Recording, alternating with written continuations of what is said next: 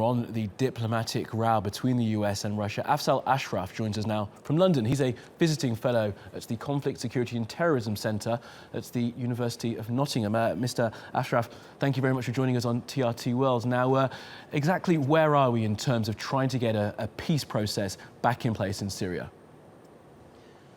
In a word, stalled. There doesn't appear to be any initiative at the moment. There was a very promising agreement just a week ago, as you may recall, to try and get a aid corridor agreed. And that was an agreement between the US and Russia.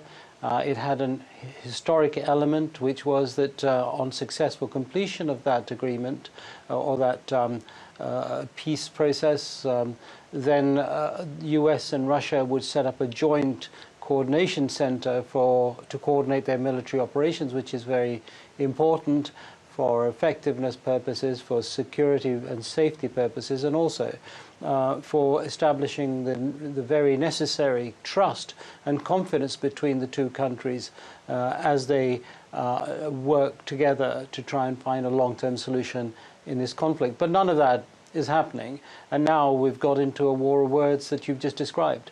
And Afzal, in light of what happened in the past week or so, that idea of a joint operation centre between the US and Russia seems fanciful now, doesn't it? Well, it does, but you know, it's in military terms, it's a necessity because you cannot operate so close together with weapons and with aircraft flying around in very crowded skies without having some form of coordination. And if there is a conflict of any kind, one of the decisive factors in any conflict is command and coordination, joint efforts. But what we're seeing is parallel conflicts taking place, and indeed counterproductive efforts. So any gains that the Russians make or their supporters make are outdone by the gains that the US-backed rebels make, and vice versa. And Afzal, what do you make of this latest call by the Russians for a 48-hour pause in fighting? They've tried to do this before.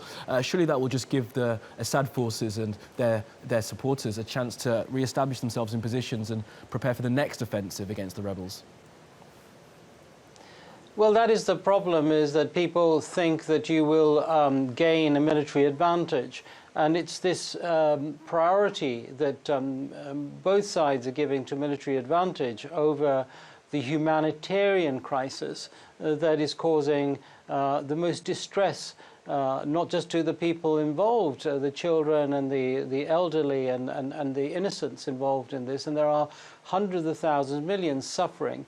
But also to people on the outside. Yes, if there is an advantage to any side through a pause, through humanitarian aid, that, I'm afraid, has to be a price to pay. Why make innocent lives the price to pay for military advantage rather than humanitarian relief? And this is one of the really difficult things about this conflict in particular, is that it's out of step with humanitarian thinking, out of step with the way that ordinary people think and believe and what they want, not just in Syria and Iraq, but also in the wider world. And this is one of the reasons why governments are not getting the support that they expect from their populations at home. Okay, Afzal Ashraf from the University of Nottingham. I have to leave it there. Thanks for joining us.